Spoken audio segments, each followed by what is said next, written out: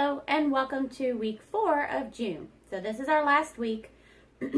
So one thing we haven't really talked a whole lot about in our progressions is equipment. So ultimately we start all of these behaviors on the flat. We then progress them on to something that allows us to vary the height but still provides a stable surface. Like we worked on the perches, we worked on the platforms, that sort of thing. So from there to make some of these exercises a little more difficult and provide some additional, challenges for the dogs, we do then start going to equipment. And I know some of you guys don't have equipment at home, and that's okay. At some point though, I would highly recommend you get at least a couple of pieces of equipment. So we're going to go through some of our exercises, and I'm going to show you kind of the progression on the equipment. Some things to keep in mind with the equipment. The equipment needs to always be kept up and out of reaching ability to the dogs. The dogs learn very, very quickly, as you guys have probably already been able to see, like through the platform work and the things that we've been working on. They learn very quickly there's a lot of value in this game, and they really, really enjoy it. So they really want to keep playing this game with you. And if the equipment's down, then sometimes they might want to play the game without you, which we don't really want that to happen, because they could very easily injure themselves or do something silly, just, kind of messing around. So all the equipment needs to be up. You can see I've got all these shelves. I've got all this stuff put up. I've pulled a couple of pieces down that I'm going to use to demo some stuff with you guys. But for the most part, everything is picked up and put away. It has to be. In my house, if something hits the floor, somebody's going to be on it. So everything stays picked up and put away. The other thing you want to talk about is the inflation. I start all the dogs on very little to no inflation, kind of how they come. I do start that very early with my dogs, so they learn very quickly that it's okay to put their feet on it, that it's no big deal, that it moves a little bit, and that's fine. As you see that the dogs are progressing, as you can see that they have a solid understanding of the skills, and as we can tell that it's time to then, up the challenge for them, is when we start looking at adding some air or taking out some air. It kind of depends on what we're doing and which piece of equipment we're working with. As you can see here, I've got 2 of the small FitPaws discs down. These are the balance discs. These are the 16 or 14 inch, whatever size they are, balance discs. And I have them on a yoga mat because they do tend to slip around on this carpet. And especially if you have a dog that has pretty good, quick, explosive movement, you'll want to watch that for sure, because when they go to kick off or to move, a lot of times they kick that piece of equipment just because nature of the beast. So I put these on yoga mats, or you could put them on the rubber mats that you use for the platforms. Just make sure they're on some sort of surface that gives them the ability to have a little more traction so that they don't go slipping around on the dogs. If you have any questions about equipment, I am a FitPaws distributor, so feel free to ask me questions. People always ask, what should I start with? The discs are great. It depends on your dog, depends on the height of your dog, depends on the size of your dog. Depends on your dog's confidence level, what they think of putting their feet on surfaces that move. So there's a lot of factors that come into play. My personal favorite are the bones, which are behind me, which I'm going to pull out in a second. The bones, to me, are the most versatile piece of equipment. There's a lot of things that you can do with 2 bones, even 1 bone, but I really like having 2 bones, and I use 2 bones a lot. Then up the chain, you've got the peanuts. And then beyond the peanuts, you've got the donut, and then you've got the egg. So, there's a good progression of elements that you can put into the mix. But these elements here, the FitPaws discs, the Fit Bones, the peanuts, whoopsie, technical difficulty.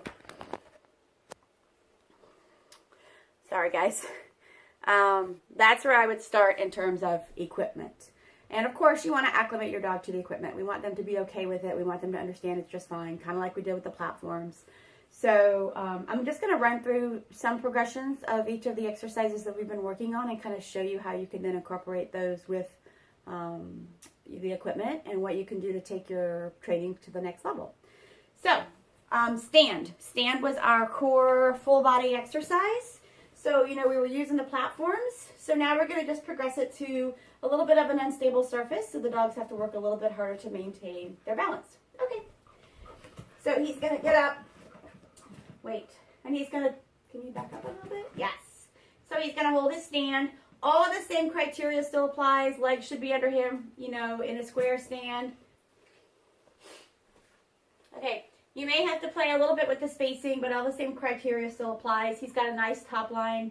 He's got his feet squarely underneath of him. His head is neutral. He's looking up at me, but basically his head is in a neutral position. I'm not jacking it up or jacking it way down or over to the sides or doing anything weird with it. And you can see how he then balances. If you look closely, you can see him weight shifting a little bit in the rear. And if I ask him for a paw, he should still also then maintain, but you can now see that he does have to do some weight shifting back there, which obviously this is how we can increase the difficulty for them. And I do have the disc that has more air in the back, so he is going to have to work a little bit harder in the back. Ideally, these would be a little more consistently inflated, but I keep mine at various inflations for various uses. Okay.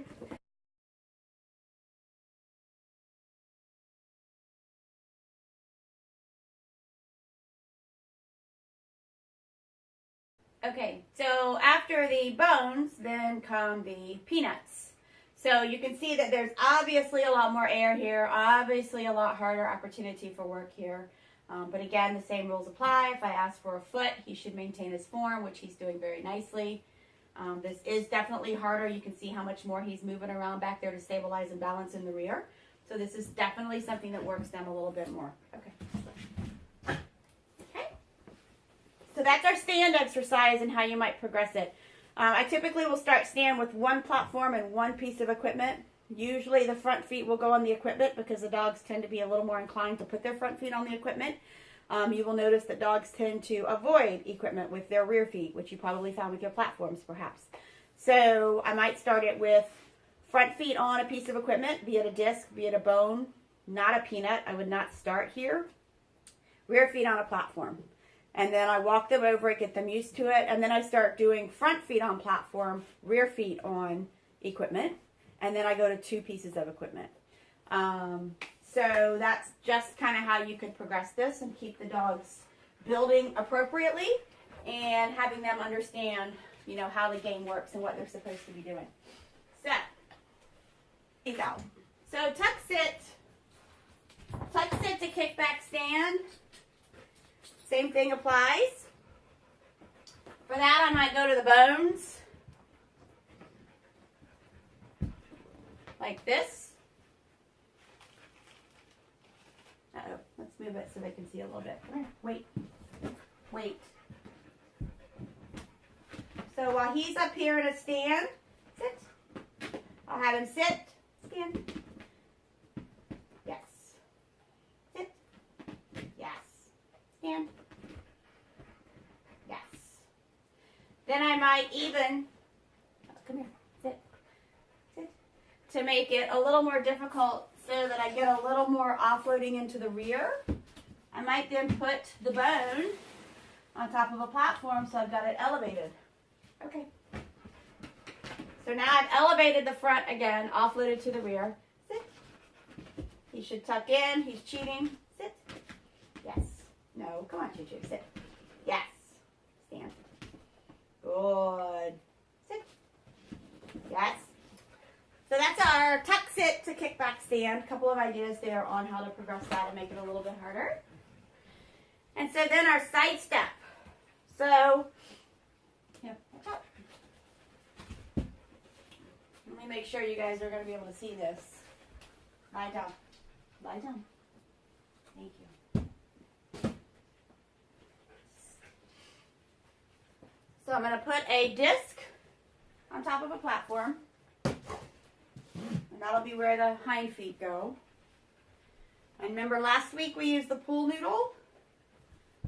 So now we're going to up the game a little bit and have them sidestep over the top of a bone.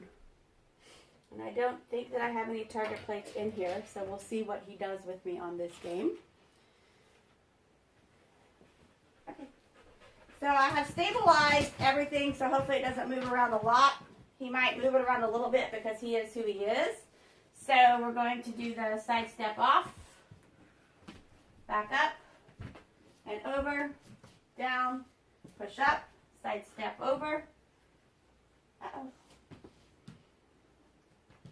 Yes.